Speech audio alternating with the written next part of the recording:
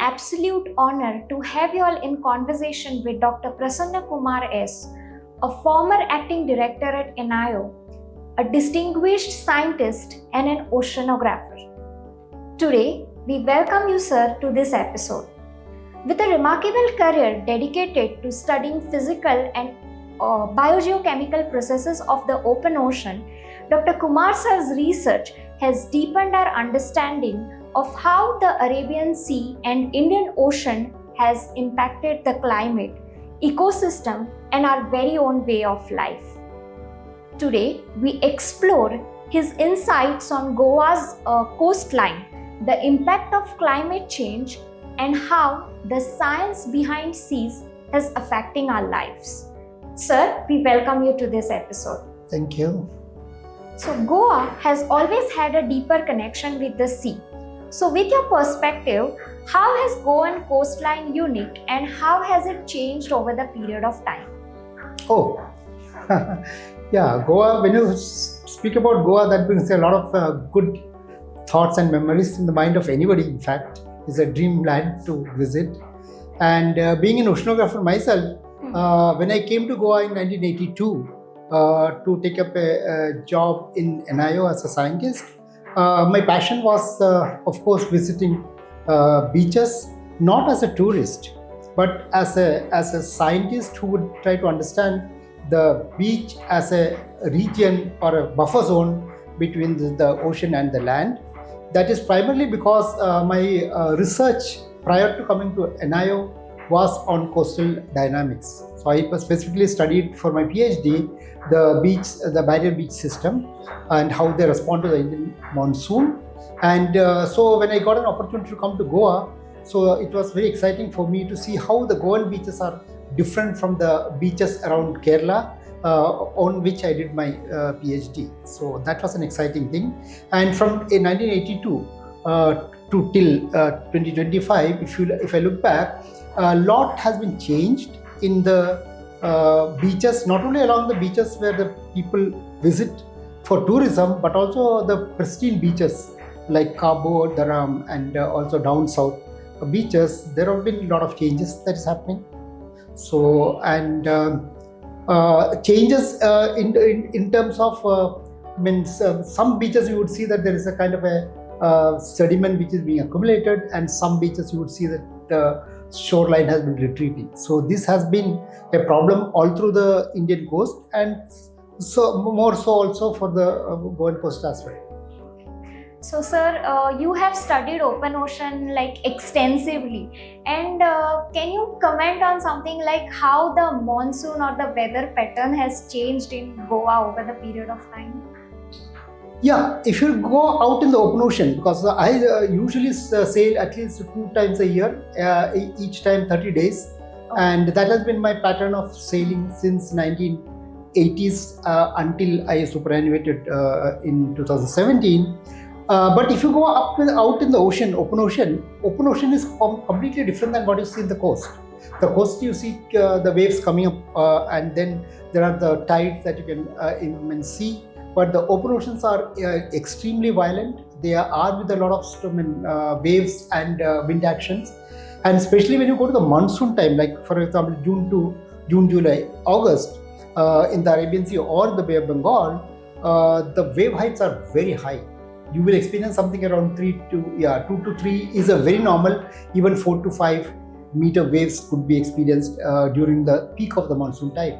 And the winds are very, very strong. Especially the southwest monsoon wind, what we experience now. Presently, the monsoon has just got over, and then we are getting into the inter-monsoon time. So the winds are very strong. So the first impression that you get is that you are on the ship and out in the open ocean, you are dancing all the time. It will toss you down all the time, and very often you will think that your ship can sink. So huge waves. Sir, many Goans are now noticing changes in the sea levels or the tides or the beach erosion. So could you just explain us these facts, that why is it happening over the period of years a lot? Okay, yeah, I will take up this into 2 parts. The first thing is that as a common person, how do you perceive this? Do you really see a change? Yes, in the sense that if you go to the beach, for example, do you experience that the beach has changed in terms of the width, for example? That is probably a little difficult for a common person to understand, because when you go to the monsoon time, the beach width is very small. But when you come to the fair weather season, the beach has a very wide beach zone. So this is a seasonal variability.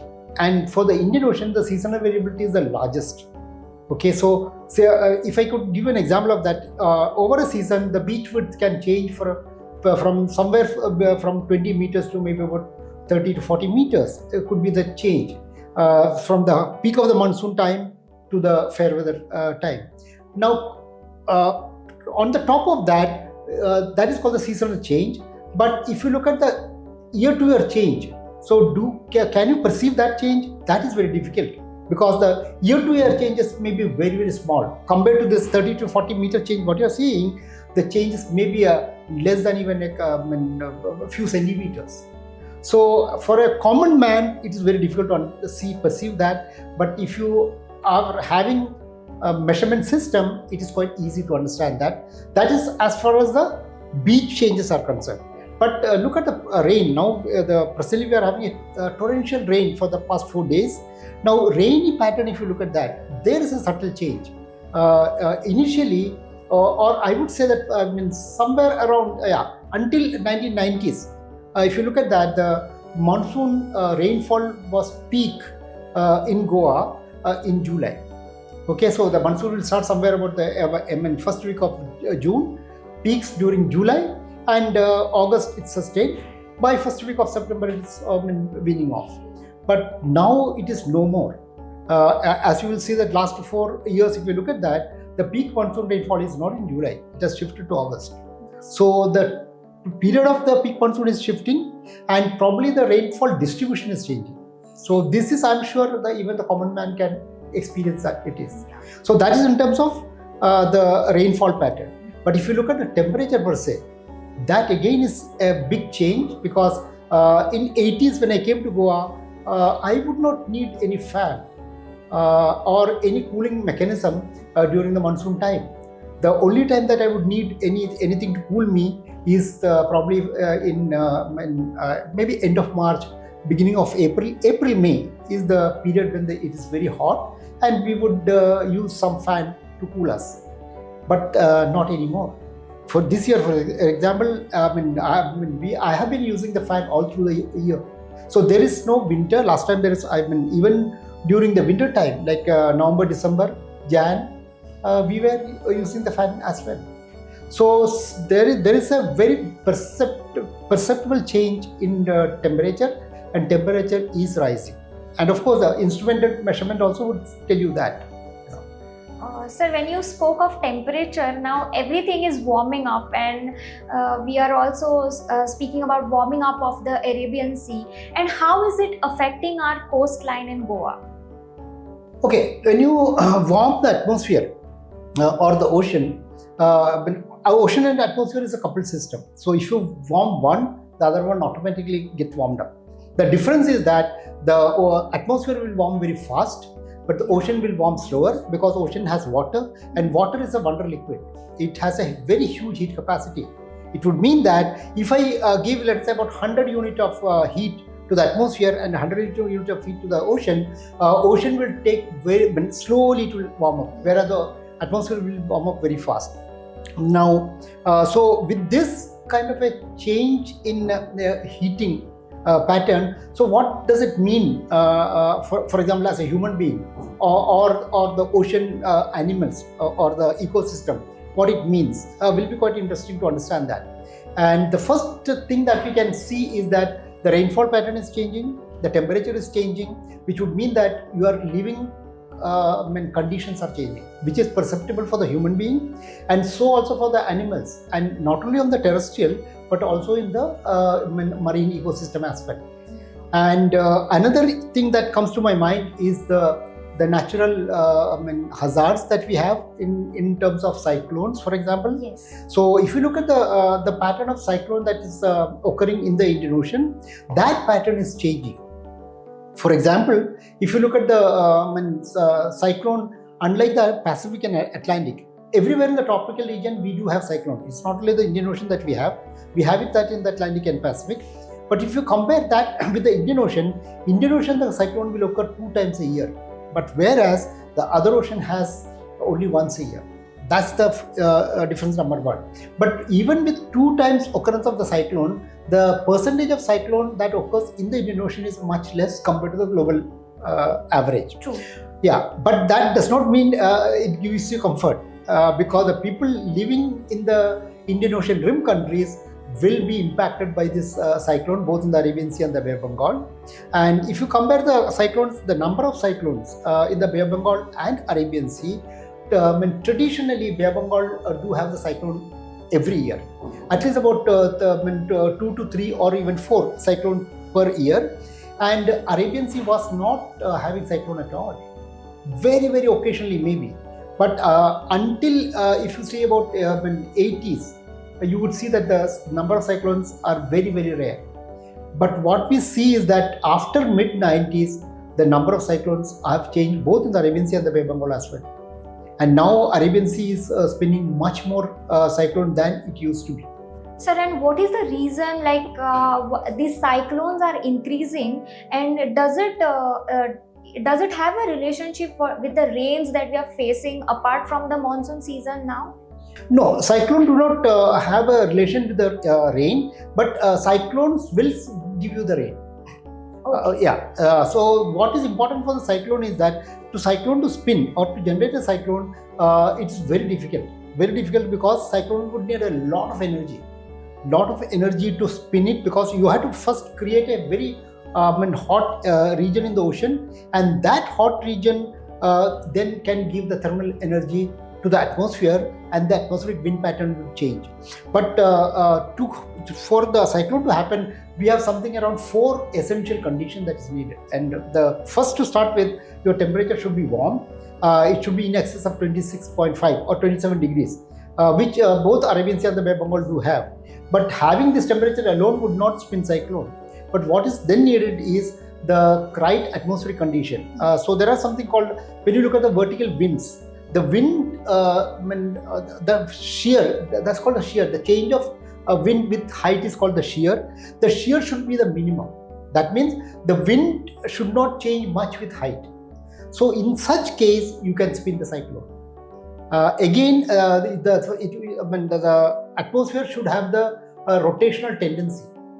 So if there is enough rotational tendency that an atmosphere can give, then it can spin the cyclone and it can turn it. So like that, some few conditions are there. So once that condition is satisfied, the cyclone will be spun.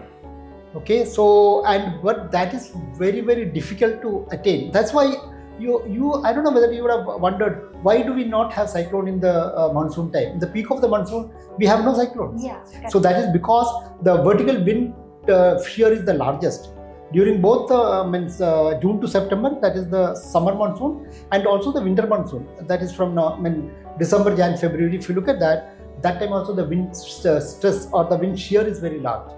So that means during the summer monsoon, that southwest monsoon and northeast monsoon, you cannot get the cyclones because of the wind shear. It is only the inter-monsoon time that you get it. And incidentally, inter-monsoon also is the time where the heating is the peak. So if you look at the sea surface temperature in the Indian Ocean, it has 2 peaks. First time it will peak during the April, May. So that's called the primary heating. That is where the ocean will store heat, and then the cyclones are spun.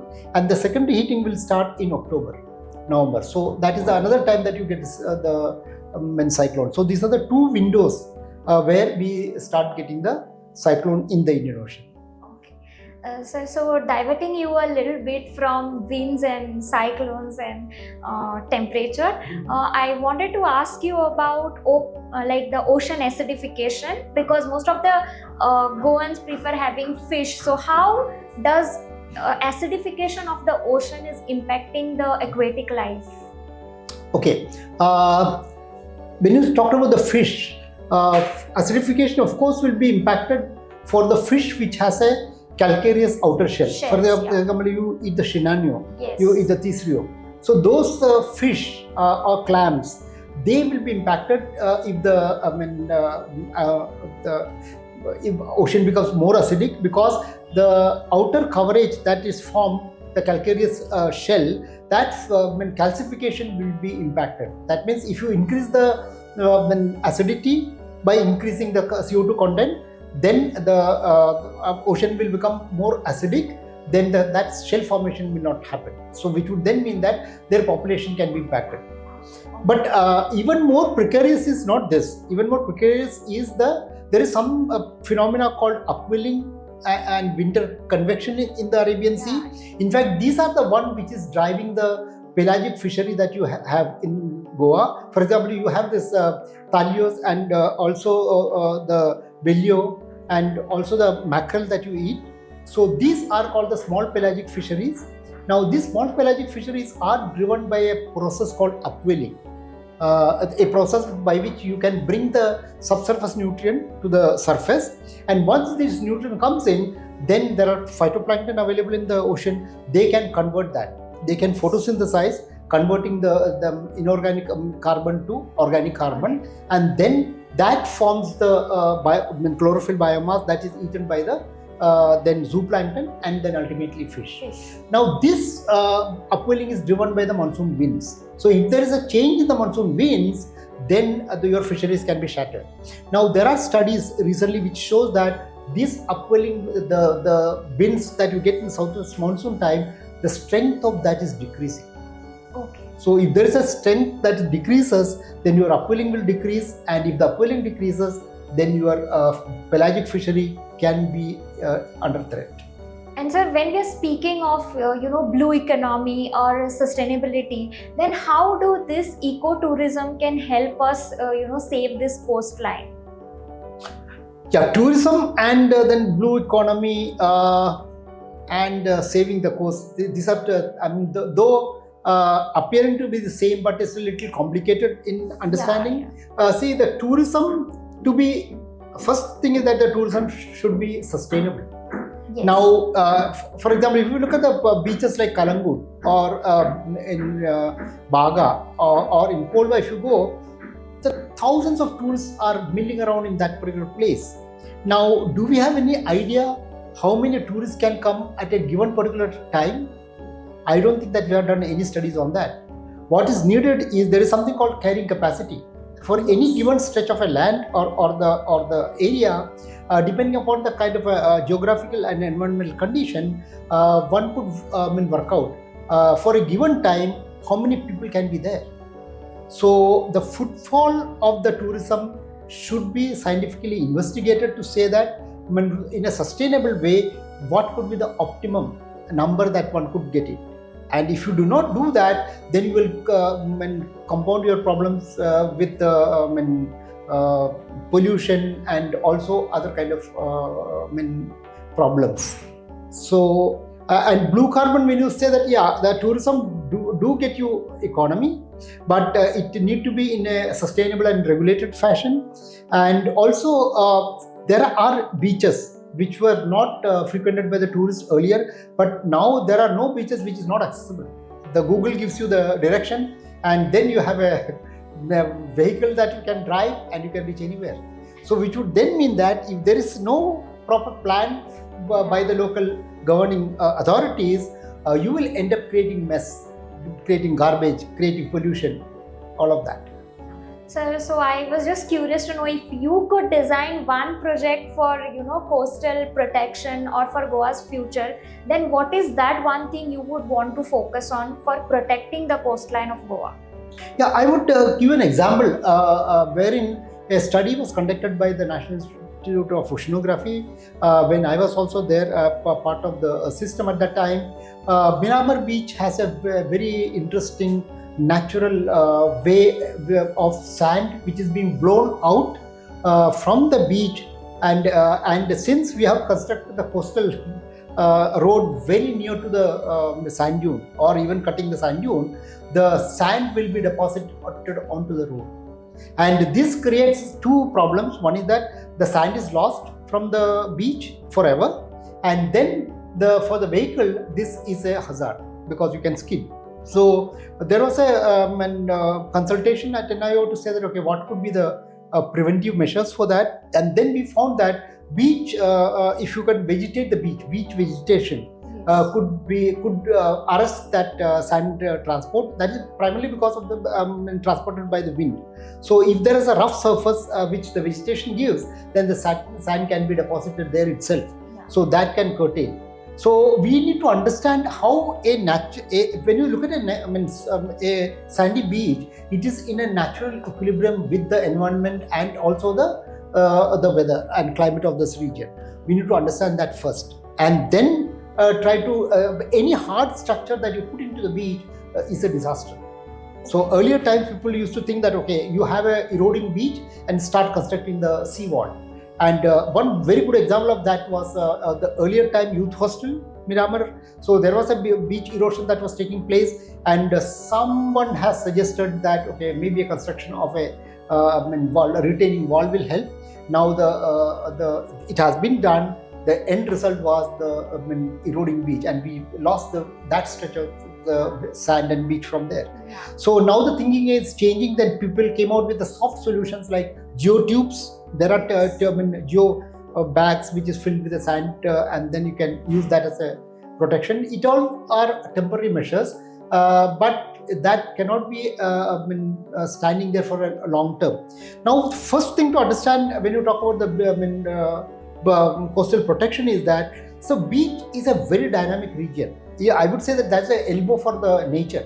Nature needs some elbow space. So seasonally the sand will change, and when you go to the beach in a fair weather season, you get let's say about 60 meters of the beach, and you think that okay, very nice, okay, I can have the shacks and everything, so constructed that, and then you will start doing that without knowing that when the monsoon comes in, everything will go off. The 60 meter wide beach will become hardly a 5 meter beach. So that 60 meter beach is not for you, not for the human being to construct anything. It is for the nature to adjust by itself. So that is why probably the people came out, and then with the CRZ and all of that. So those kind of regulations are very, very important and essential, so that you will give the nature its own share, and then start any construction. No hard construction should be there, but if you need to have that one, it should be very much away from the sand dune. Sand dune is the last line of defense for the nature. For example, if you go to a beach, you see an elevated place called the berm, and at the back there are sand dunes, huge hills of sand. Now, if you start cutting that, thinking that okay, normal time there is no, these are stable things, it is not. Whenever there is a storm that comes in, it is this one which is going to protect you. So the storm comes in, that sand is taken, that energy is taken off. So beach protection, when you have in mind, all these things need to be taken care of. And coming to that, you have observed these beaches or the coastline over the years now, over the decades. So what is that one thing that you've seen which has changed the most in Goa? What is being seen is that the erosion, what I have seen earlier that was happening, which was seasonal, but now there are beaches that is being lost permanently. So there is a year to year, if you look at that one, over the years and decades, we have lost our land to the sea. Now this is partly because of the sea level that is being rising. Again, that's human induced, most of part of it, because you have those ice caps which is melting, and also the glaciers which is melting. So that leads to the sea level rise. It is going to happen, it's happening, it will continue to happen until you come out with some solution for this CO2 management. So so one thing which has been changed is the amount of land that we are losing slowly to the sea. This is a reality. So any development, especially the coastal state, need to have a plan in place to compensate for that. I will throw up a question to you, to the audience, or to the viewers, to say that who is responsible for the people who are living along the coast? For example, I may invest a lot of money and then build properties or infrastructure, but without understanding that how this coast will change under the climate change and the sea level, and then who will be compensating for this loss? Or there is an increased number of cyclones, or the loss of fishing activities. So all of this, the livelihood is lost, the human lives are threatened because of these activities. So we probably would need a lot of legislation to take care of this, and also a planning, futuristic planning, a sustainable planning, wherein government should be aware of these kind of changes that we can have, and probably some kind of a insurance plan should be put in place. Now, at the moment, I don't think that there is any insurance plan that I can go and say that, okay, I'm living in the coastline and natural calamities of this, I want to insure myself. Probably it's not possible. Yeah. So we would need legal framework to address these kind of issues as well. And if I could ask you, if the Arabian Sea could talk today, then what would it tell us? It will not be telling, it will be yelling.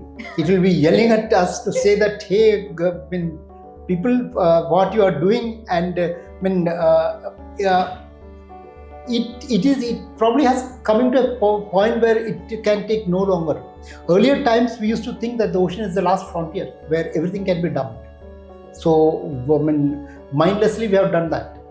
Now it cannot be. It has, okay, you can, now also we are doing it, but again it is coming back to us. We are consuming what we are throwing.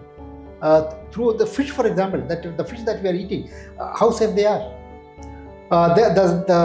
It is going to impact your health two ways. One is that I will catch the fish and I need to keep it for a longer time. I will apply formalin, and so that is one way to preserve the shelf life of the fish, which when you do not have an adequate freezing or the management capacity for that, you will go for these chemicals which will be applied, that will get into your system. Second thing is that the pollutants that we are throwing into the ocean, there is something called bioaccumulation. Yes. So, and very good example is that shellfish, which we love to eat in Goa, that's Tisrios and Chiranios. They are the one which can accumulate 300-400 times the toxic material. So you pollute the ocean will give it back to you. And whether it's a chemical pollutant or a microplastic, all of that. So thank you so much for your valuable insights on ocean and the coastal line of Goa, and thank you for joining us today. We'll come up with more such videos. Until then, keep watching The Voice for Goem. The Voice for Goem.